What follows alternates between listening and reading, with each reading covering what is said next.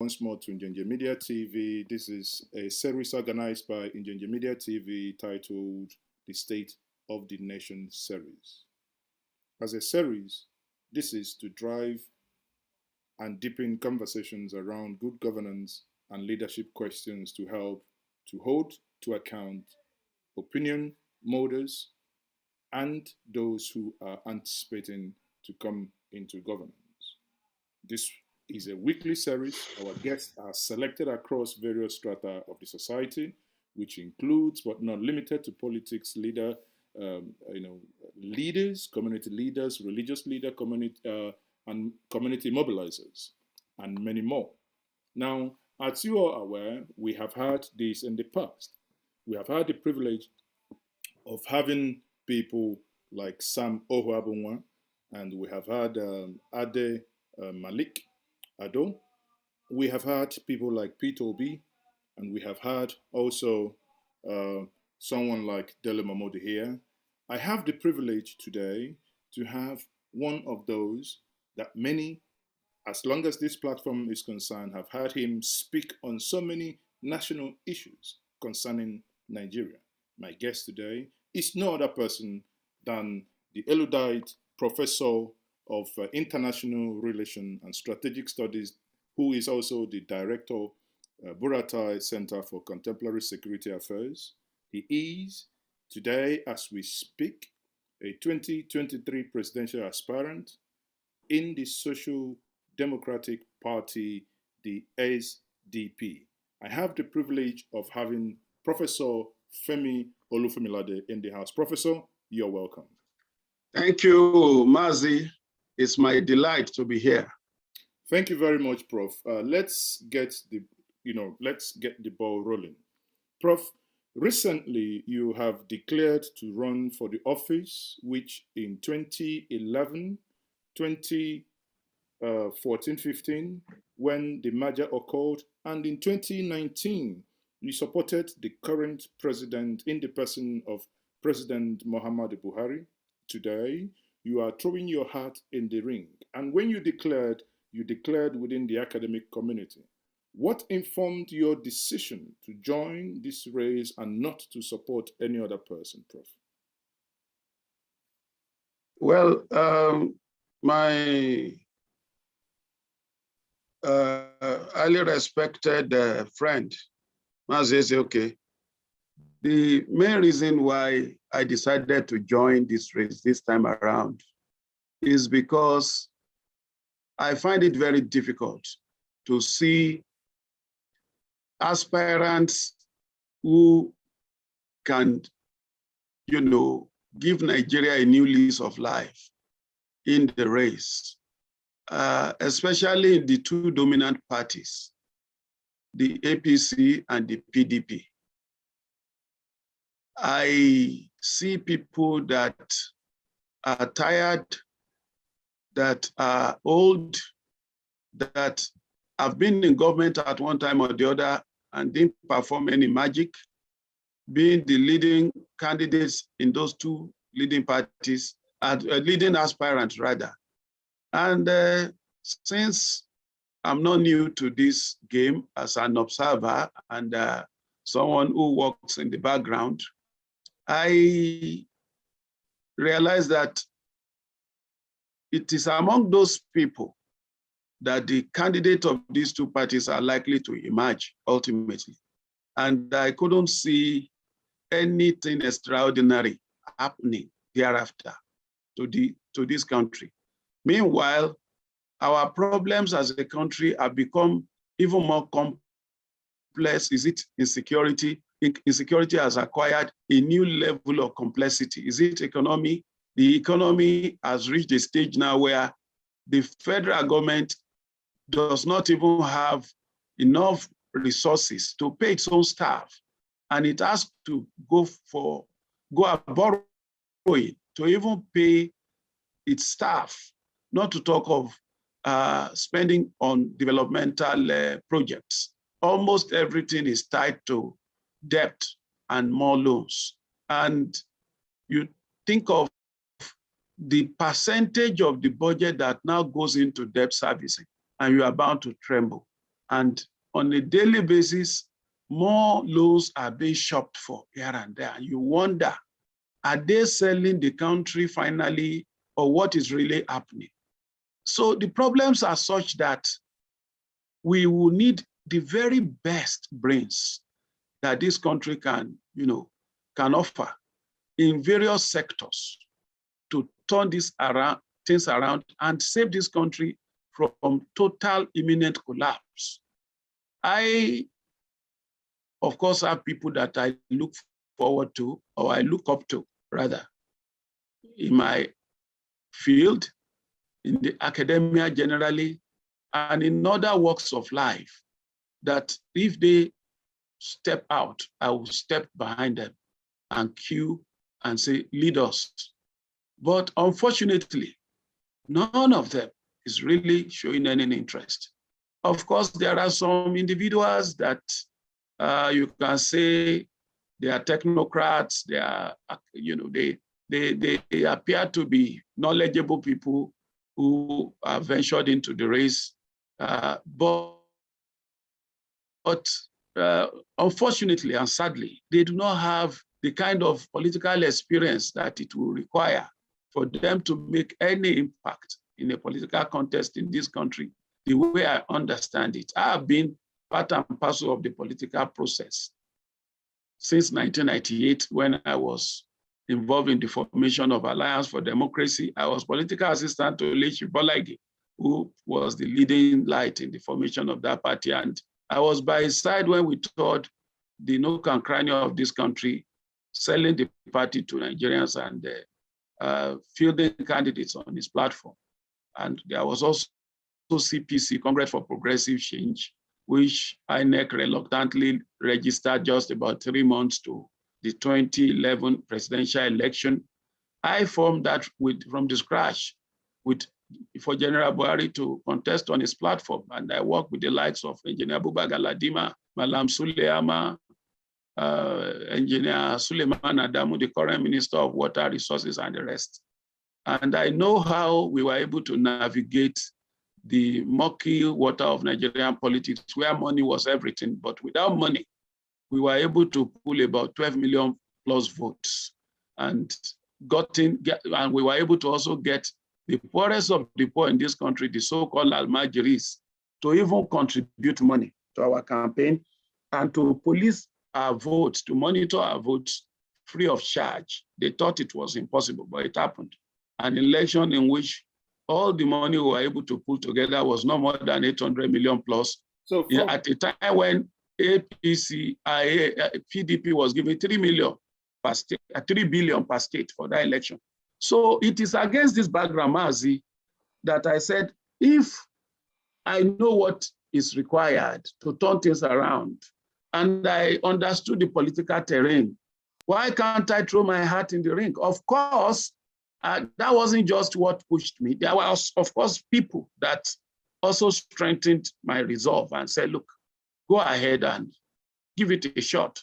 Let the people have the benefit of an alternative, someone that knows his onions. And I did this an 18-chapter book that encapsulates my plans and programs for the country if elected president in various sectors. How I will fight insecurity is there.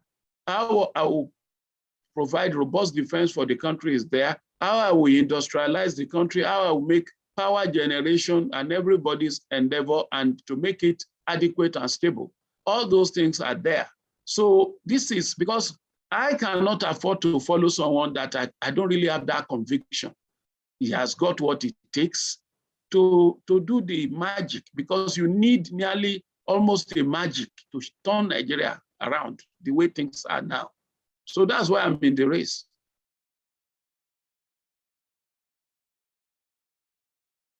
Go ahead, Prof. So, Prof, can you hear me?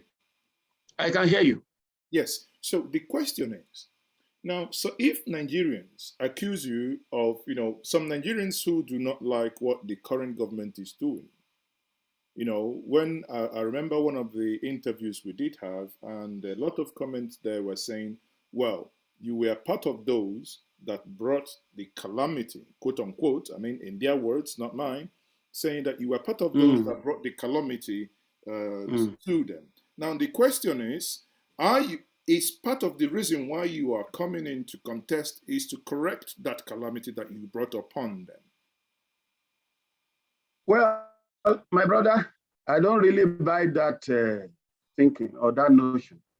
This country, as it is now, got into where it is under the PDP regime.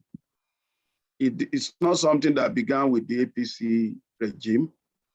Well, but you mentioned now, you said, you talked, when you were in your intro, you talked about loan, and you talked about how loan has ballooned. And did loan didn't balloon under PDP? That doesn't mean let me tell you, there were things that the PDP administration should have done that they didn't do. They had a good railway master plan, but they didn't really scratch it on the head. They just did something like half-heartedly. There was no railway that was really operational till they left office, and they were there for 16 years. And at the time when Nigeria got the most accruals from oil, when oil for a long time was selling for over $100 per barrel, we had so much money, and so much that the former President Obasanjo was even able to get the debt burden of $34 billion off our neck.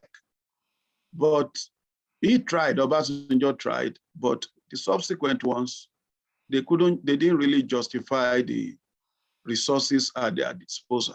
So when the Buhari administration came and he had infrastructure as one of the things that he prioritized, he decided that anyhow, there are infrastructure it will want to leave behind as a legacy.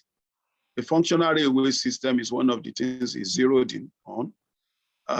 Second Niger Bridge, some major interstate roads like Lagos, Ibadan, and the rest. And since they realized there was really no, the money available to them, oil price had gone down seriously, and they decided they must do these things. They were ready to get money by any means. And that was what led to this loan upon loan upon loan that they started taking. I don't believe it was the best route to take, but it would be wrong to now say the problem began with Buhari. No, my disagreement with Buhari is in the matter of approach.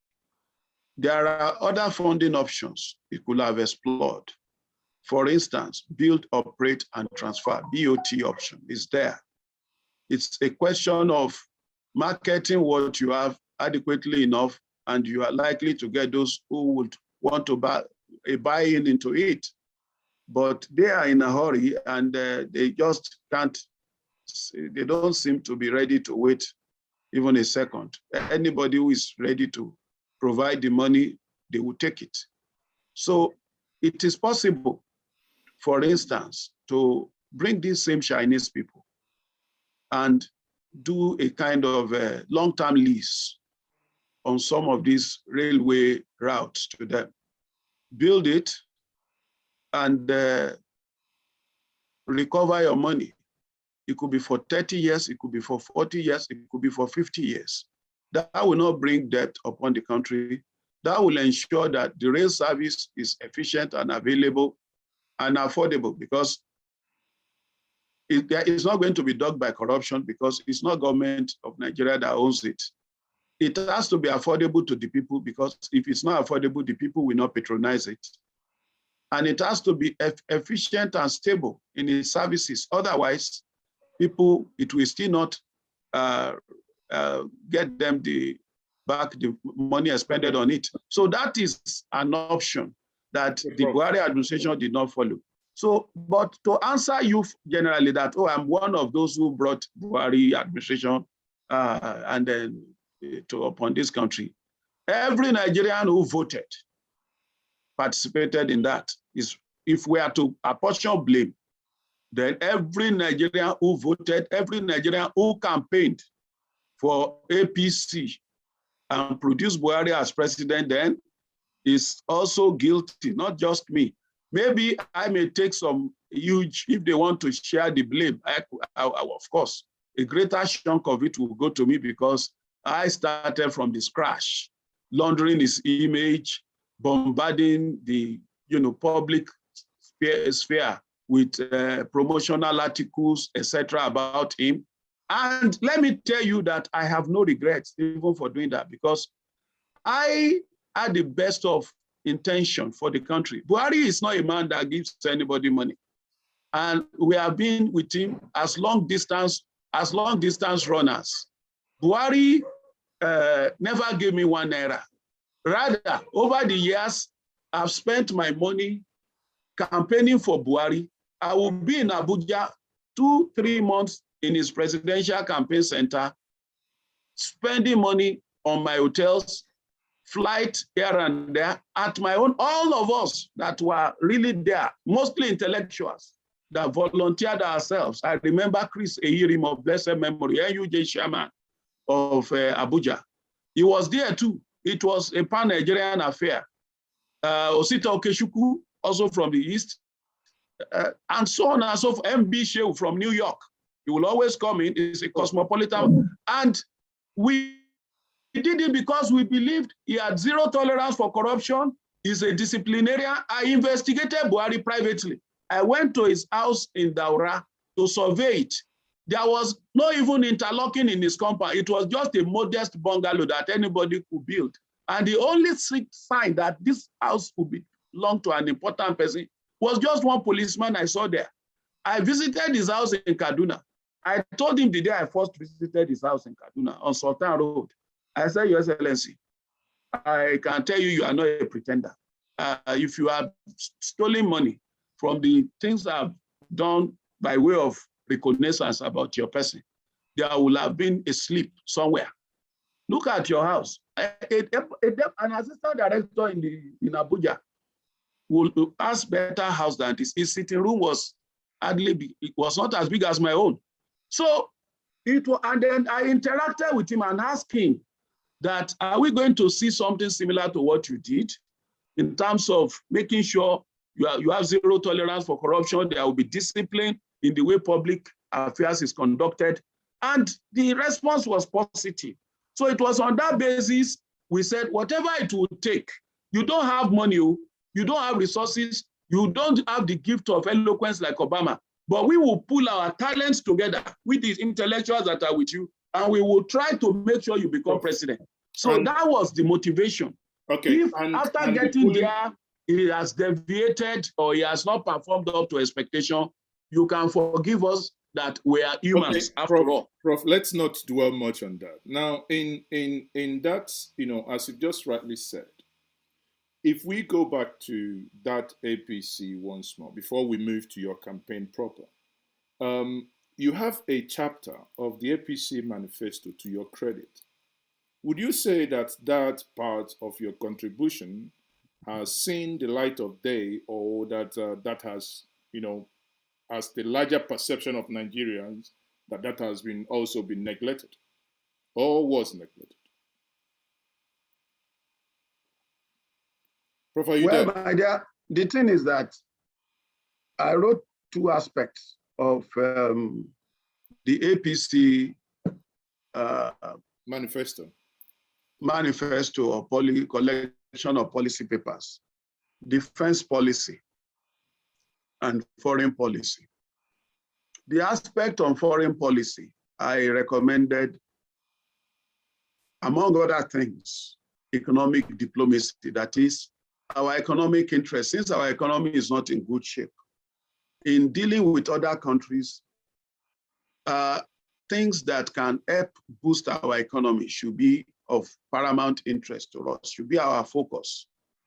I can tell you that I think about the time the vice president was serving as acting president, at the Ministry of Foreign Affairs, they did a kind of launch on a new policy trust for Nigerian foreign policy, and it was economic diplomacy. That is, my recommendation was the plank of the new trust of the Nigerian foreign policy.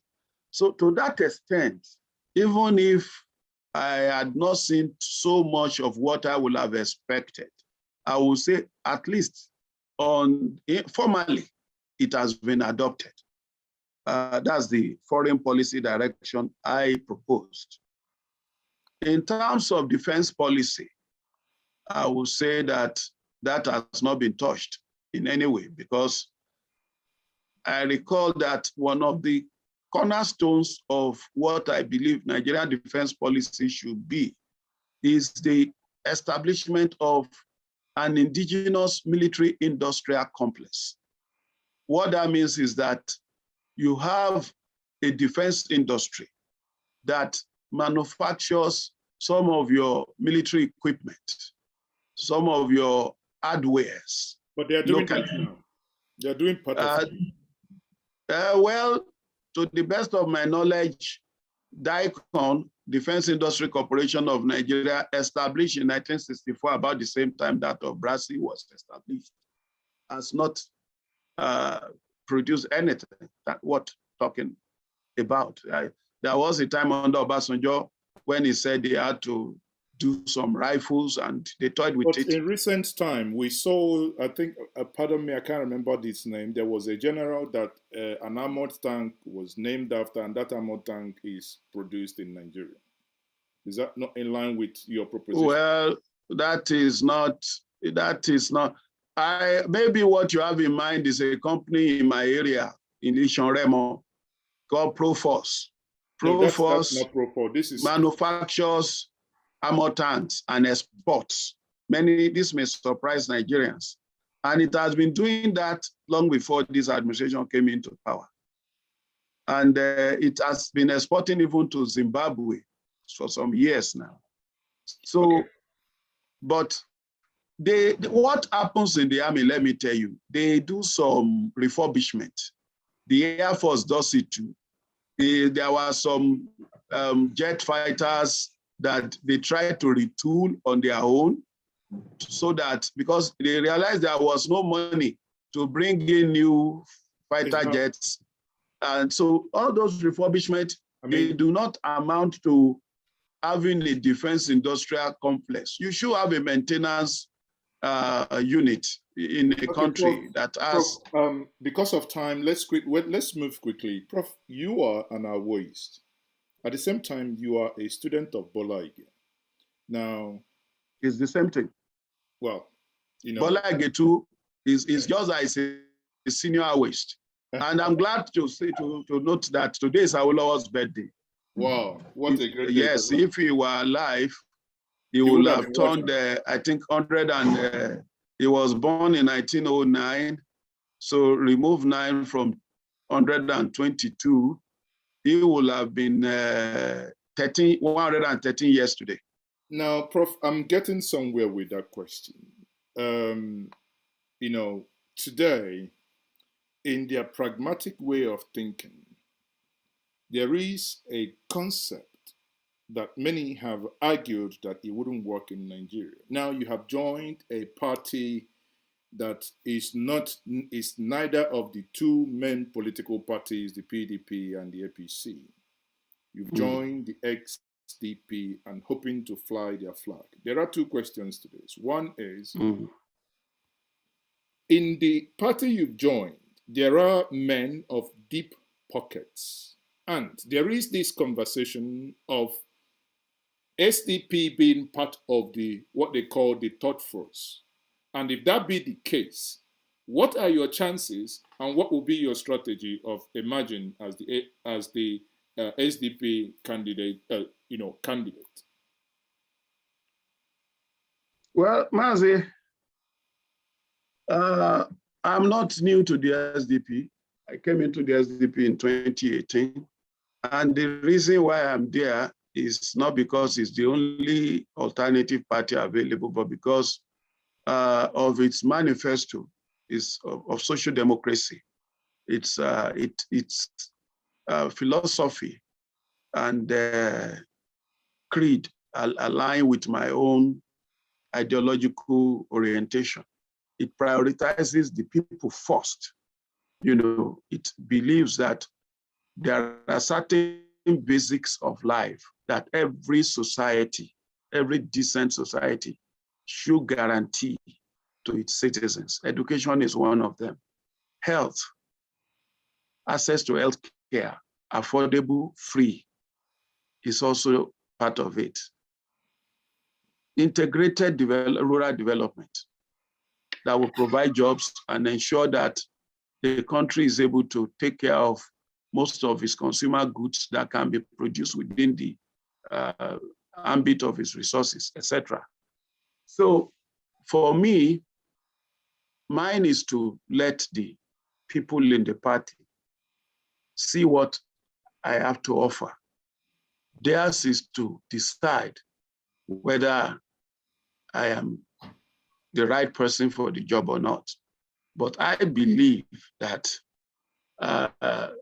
even in this old country, among those who have ventured to come out to say they want to contest, the fact that I sat down and produced an 18-chapter presidential policy book titled For the Good of Our People, a Nigerian manifesto, which is available in soft copy online. You go to my website, it's there, and several copies have been, dispatched and distributed here and there, is to tell them that this man is the man we need, because what he will do if our focus is translating our philosophy, our creed into practice is concerned, he has a roadmap in his hands.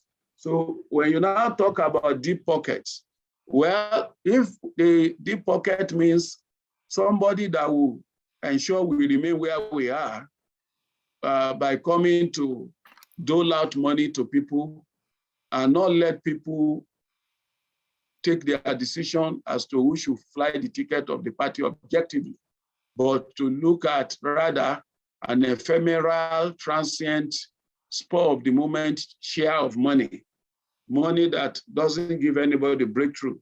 And on the basis of that, they decide, okay, this is our man. Well, everybody would regret, they will have cause to regret it for the next 4 years after the man has come to power.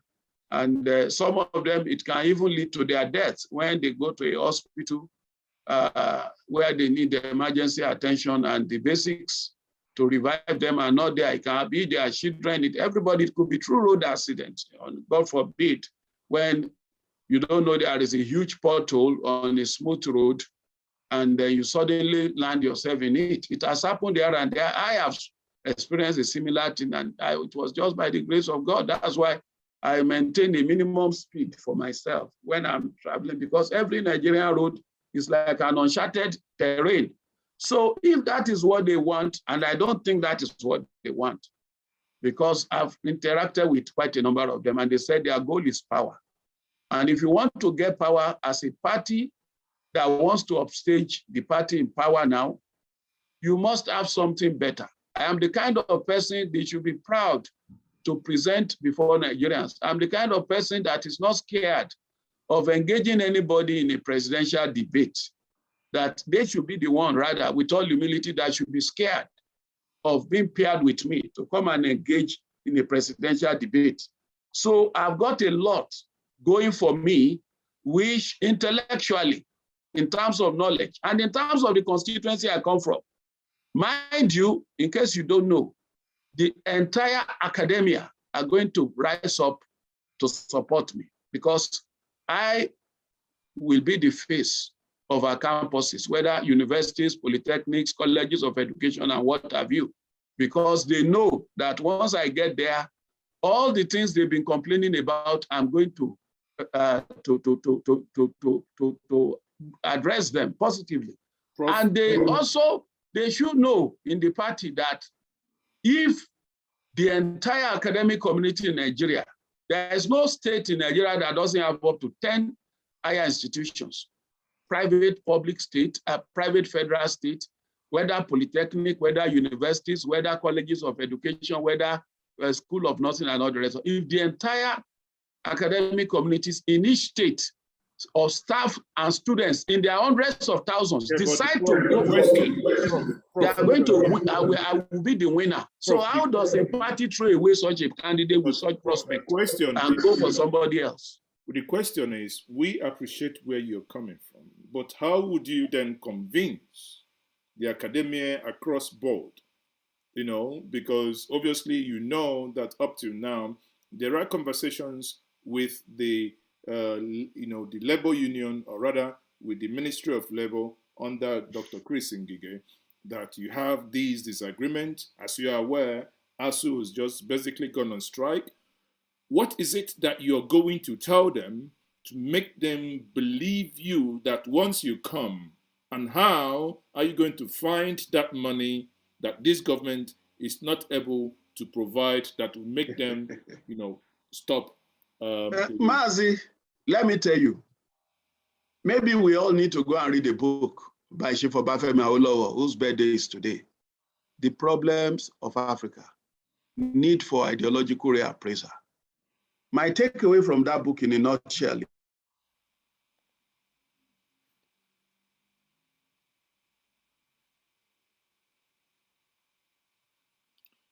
Prof, I think at this point you're frozen. Is that, look, it's a matter community, is the right to me. You are with me, Mazi? Yes, go ahead. Yes.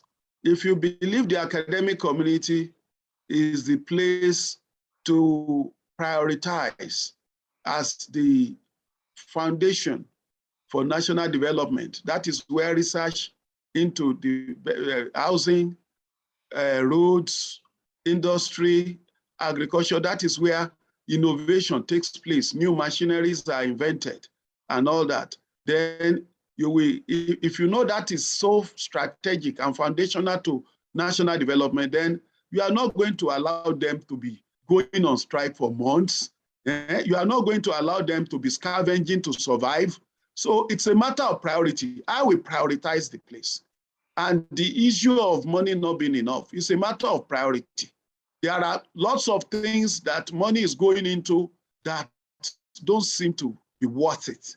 The whole money that they are talking about that have accumulated, I asked one of the ASU leaders, is about 1.2 trillion. And it has accumulated to this extent because they have not been forthcoming in paying in line with the 2009 agreement with ASU. We are talking of over a decade agreement. So I being one of them, the least and then this year's budget, 7.something% went to education. Whereas the United Nations benchmark is about 26% of your annual budget. So for me, I'm going to put that money there. I will prioritize not just the universities, but the tertiary institutions, because they are so important to national development.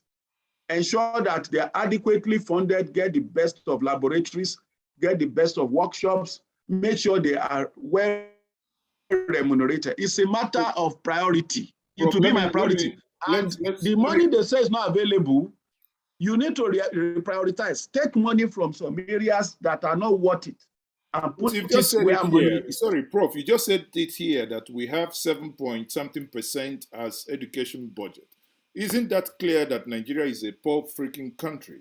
If you, let's say you make it 20% and the annual budget is about 7 billion and you take, 7 trillion or thereabout, and you take 20% of 7 trillion, that's going to give you about 1.4 trillion and just give to one sector, that means... No. This year the budget is about, is over 16 trillion.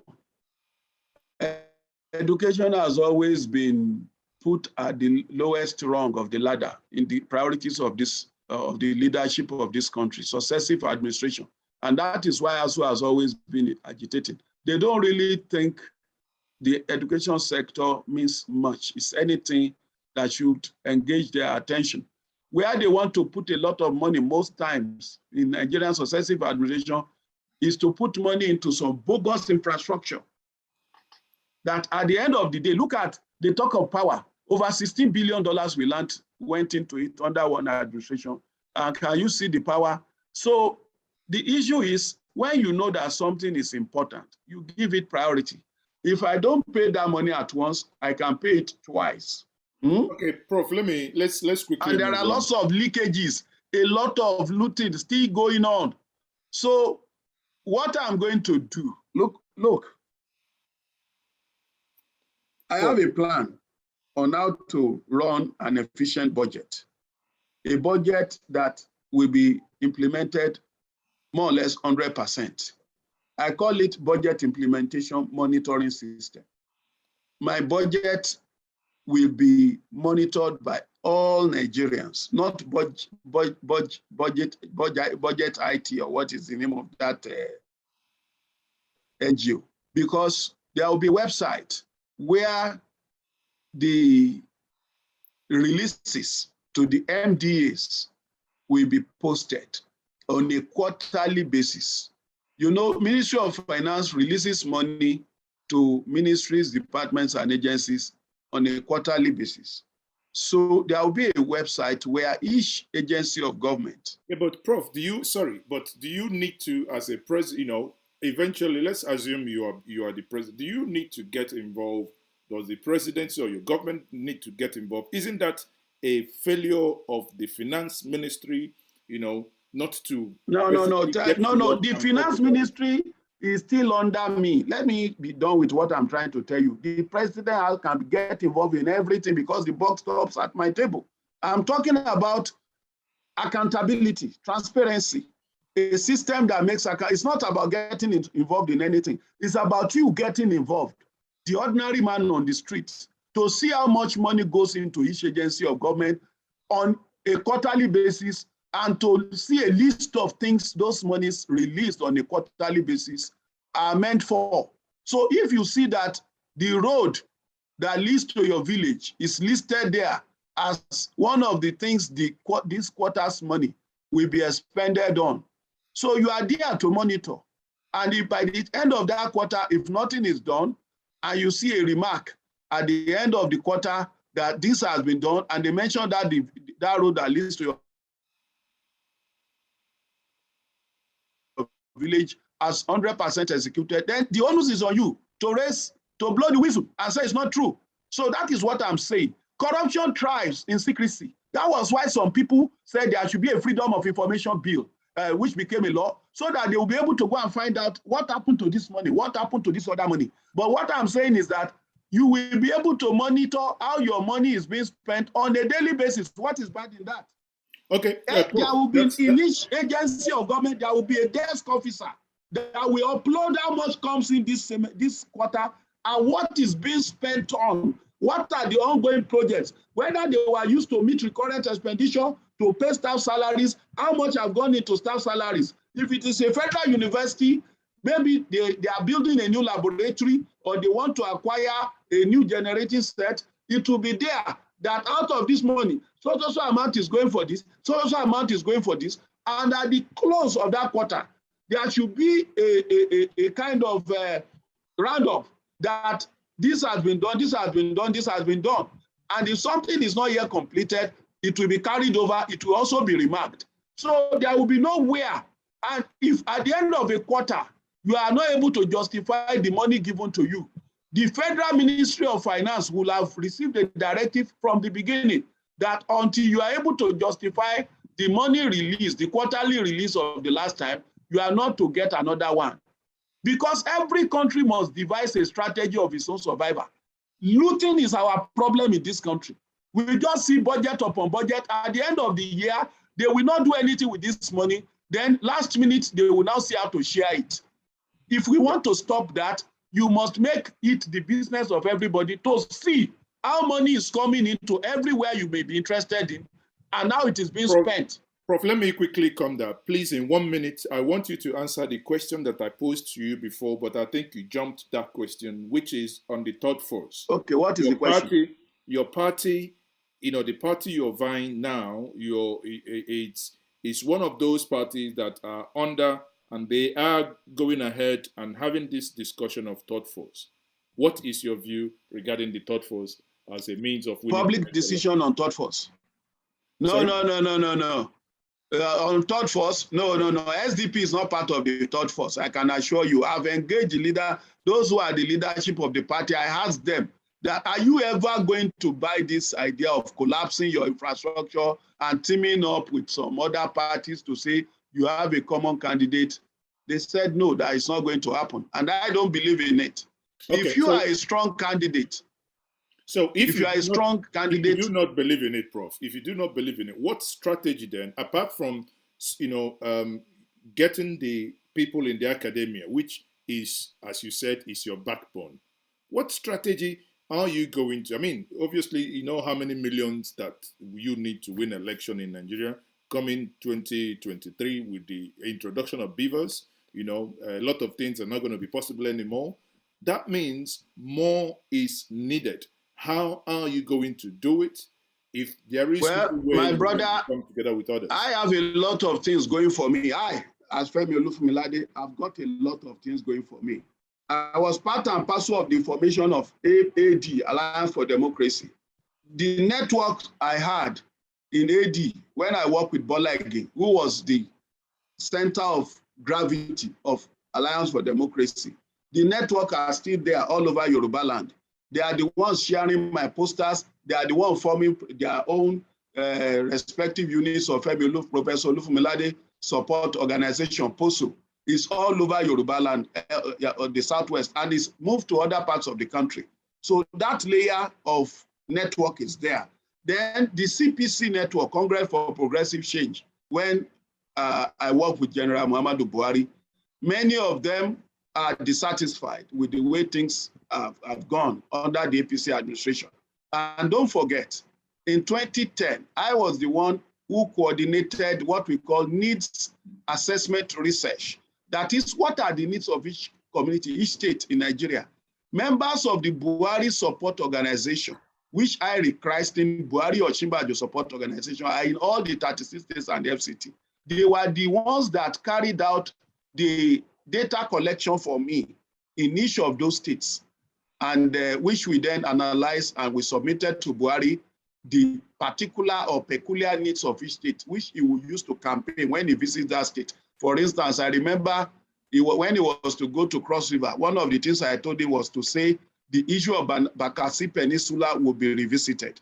When he was going to Ekiti State, I said, you should tell them that a situation where whenever they need anything federal, they will run to Abuja will end, because he's going to establish a federal secretariat in Ekiti. So the network, the people that did that for me, they are there. Because when they talk about structure, it's human beings you are talking about that are available, that are politically astute. I have them. And then the SDP you are talking about, don't underestimate it. SDP is one party in Nigeria that may not be in power at any level, but has offices in all states of the federation and has chapters up to world level, including so Southeast. The question then, Prof, is if they are this strong and they have these offices all over, why hasn't it translated to them being being elected at any level in Nigeria? Well, the mentality of many Nigerians is that unless you go to the dominant party, no, but we have the YPP. We have the YPP as young as YPP. Some of them win. Let me tell you, some of them win, and after winning, somehow they migrate to. They just use it as a stepping stone. But I want to tell you, I've done my own work, and I've given you facts. Now, I'm not just talking of sentiments about the party itself. I studied the party before I got into it. And that was why I zeroed it. And that, the other time I ventured to come out, it was still the same party. So I know the structure of all these small parties. None has the network of SDP. And it's not a new name. It's not a new name in Nigerian politics. Prof, that's fine. And the grassroots, it resonates with them. When you go to illiterate communities, and you tell them, Egbe election, Yoruba land, that the party with yours, they say, Egbe Abiola, no, that's MK Abiola's party. So and that matters, communication. Okay. So it's not new. That's fine. So it has what it needs. It needs somebody with my kind of vibrancy, somebody that understands the game. And in terms of money, let me tell you, I'm not a fool. I have set my tentacles around. I know the kind of money that is needed, but it may not be more than 1/4 of what PDP or APC needs. That's fine. But Prof, by the time I get the ticket, we are running out of game time. will change. Prof, we are running out of time here. I understand you have the next this thing to join. Now, let me ask you this question. I did have this conversation with Chief Dr. Dele Momodu in one of the programs, the last program that I had with him on this series. We talked about the true owners of Nigeria and their endorsement of those who emerge presidential candidates. Now, the question is, if that assertion that he made is true, I mean, we know the true owners of Nigeria, quote unquote, the way he puts it. Have you consulted any of these people he classified as the owners of Nigeria? Have they given you their blessings that you are going to be emerging the next candidate? Mazi, let me tell you from my own experience, you and I are the owners of Nigeria.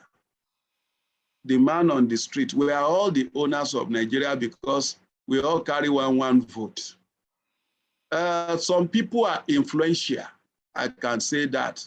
That's why you see candidates approaching some traditional rulers, some retired former head of states, some big businessmen, some labor union leaders, maybe who are retired and influential.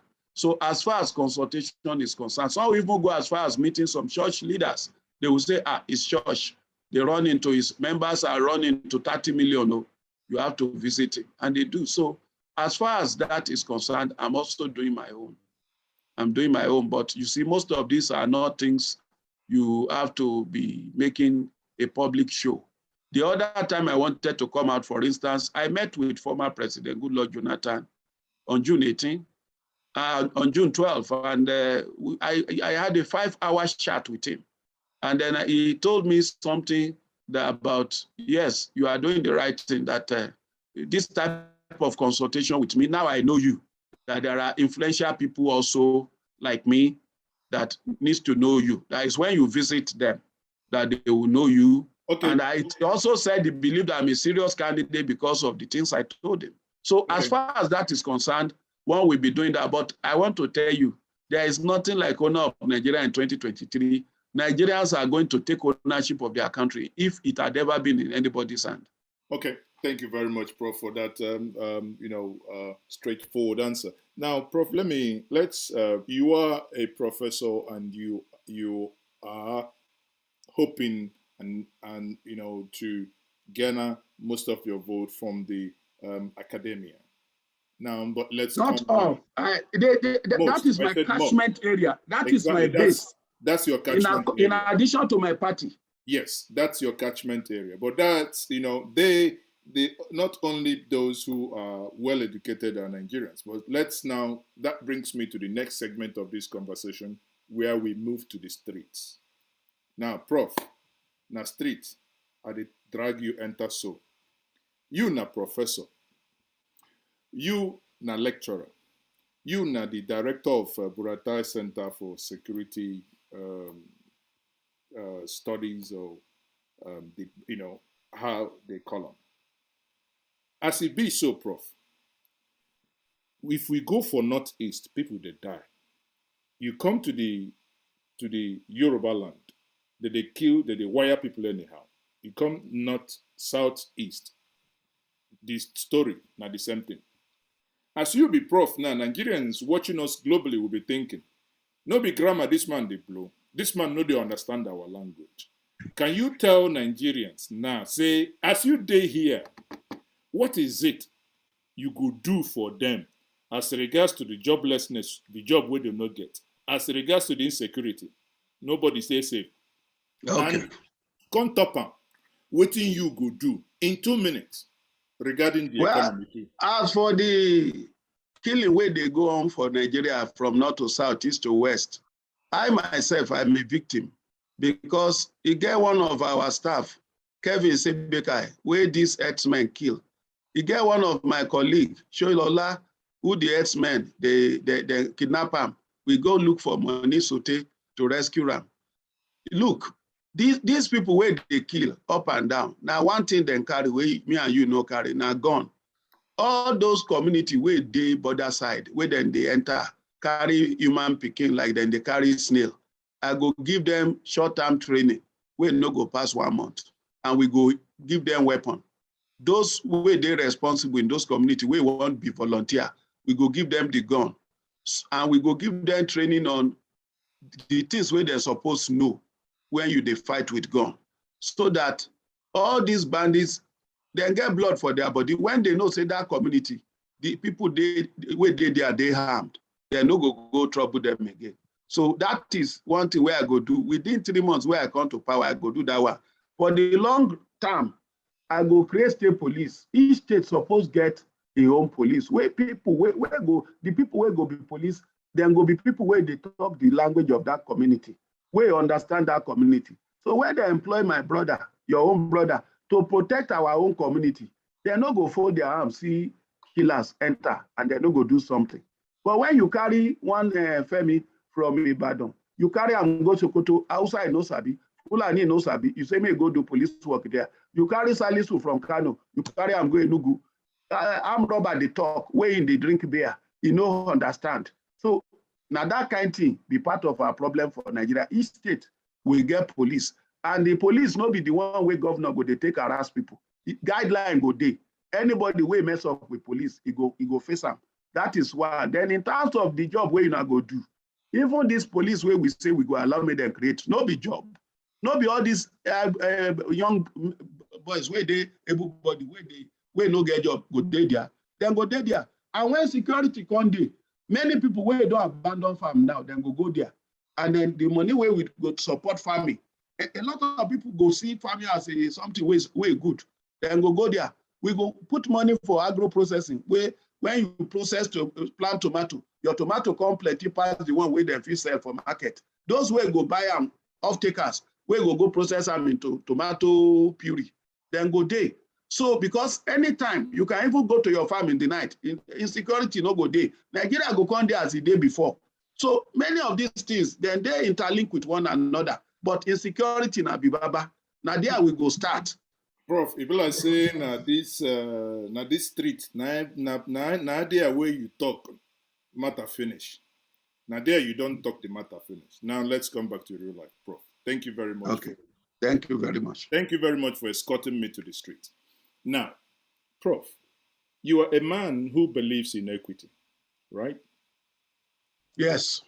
Now, the question, and maybe we'll be rounding up with this question, is, do you believe that come 2023, in as much as you are in this race, that concessions should be made for the people of Southeast to produce the next president based on equity? Well, I believe in equity, but you see, I'm a Yoruba man. And when you talk about Yoruba people having spent their own time, I want to tell you, many of them are they feel sad, because the man that you use as your example, that, oh, Obasanjo has spent the Yoruba term, they didn't vote for him.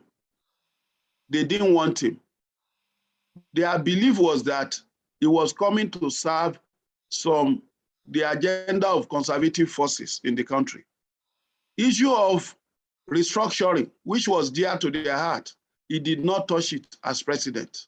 And that was why that issue remains unresolved till today. Even Lagos State that ventured into, imagine Lagos State has 20 local governments. And local government is what they use to share money in this country. And Lagos State produces 56% of VAT in this country. And now you have Kano with 44 local governments, after Jigawa had been carved out, and Jigawa has 20-something. And then you think that is fair and equitable? So Lagos State government went ahead and created some local development areas, some sort of local government. It was this same Obasanjo that said they have done the unthinkable. And we tell the local government funds, till he left office, he did not allow Lagos State funds to go to them. And yet, you say that that man has served the tenure that of the Yoruba people. So when you say that, a lot, if Yoruba man wants to be courteous with you, you will say, well, you are okay. You are right in saying that about the Igbos.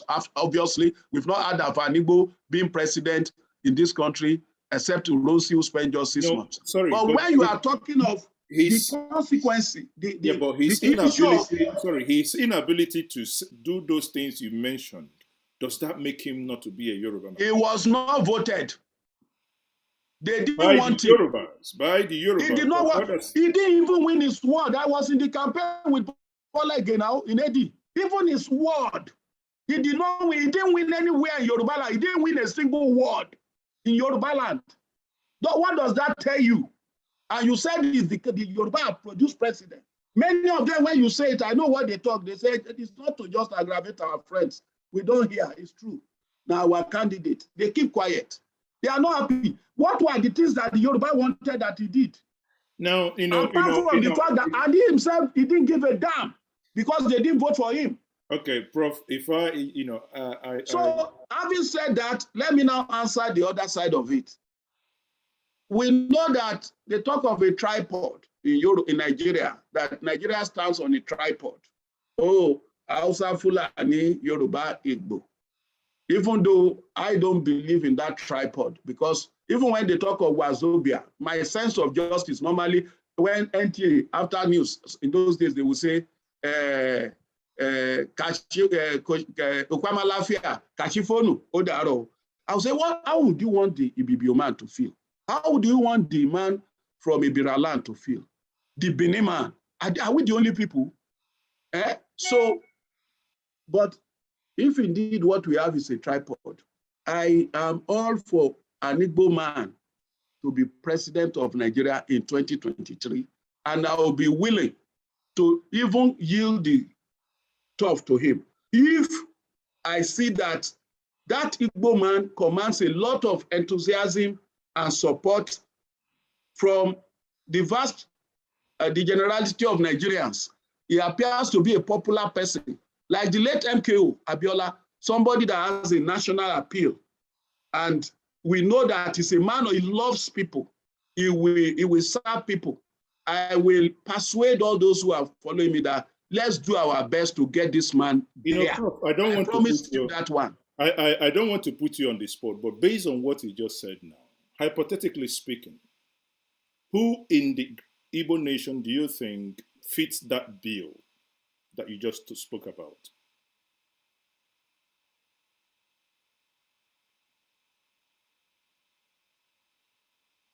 Prof, are you there? I'm in the race.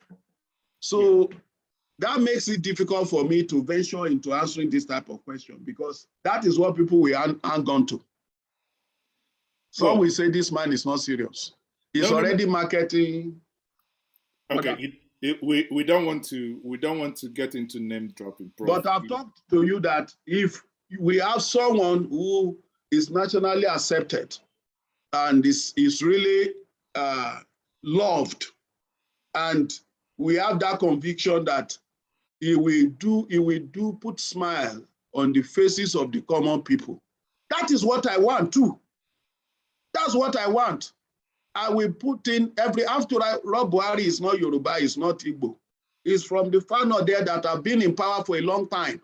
But because I felt this man, notwithstanding that is from the north that have been in power for so long, he appears to be a good man.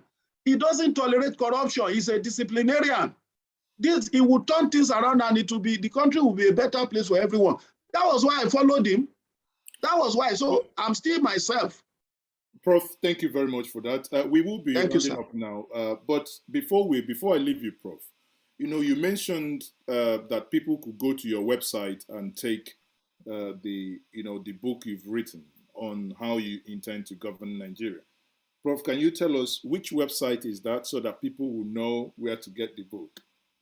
Okay, it's still being developed, but it is available all the same there. www.femiforpresident.com. Femi, the 4 is in figure. Okay. Not in alphabet. www.femiforpresident.com.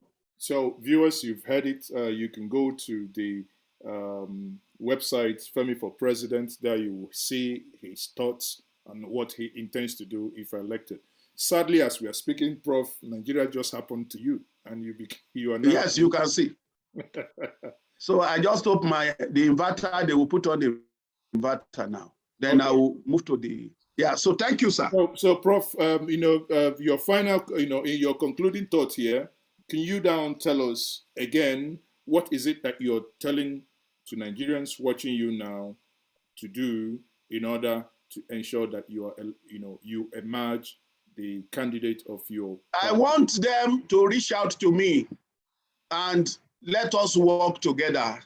I can't do it alone.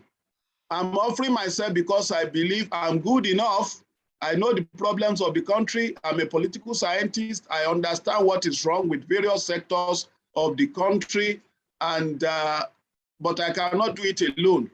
The common people, the ordinary Nigerian, the concerned Nigerian home and abroad, it is they that are, it is in their interest. I'm out to salvage things. So whatever support they can give by way of campaigning, by way of funding my campaign, I will be so glad to have them on board. And if you don't mind, if they get to my website, they will also see other means of contact. But if you don't mind, I can tell them a WhatsApp number that they can use, 08037644582. Once again, 08037644582. God bless. Thank you very much, Professor. Thank you very much for being my guest today. Sir. And everyone, it is still the State of the Nation series, a one-on-one conversation with Professor Femi Olufunmilade. For many of you who are here at the beginning, as I introduced him, Professor Femi Olufunmilade is a professor of international relations and strategic studies, director, Buratai Center for Contemporary Security Affairs, and he is also the 2023 presidential aspirant, Social Democratic Party, the SDP. Prof, thank you once more. It's an honor to have you here. And on that note, I will say thank you, everyone, for joining me. Next week, Saturday, I will be having Sowore here with me. And on the 20th, I will be having Pius here. We will keep them coming. Okay? So everyone, on that note, I will say have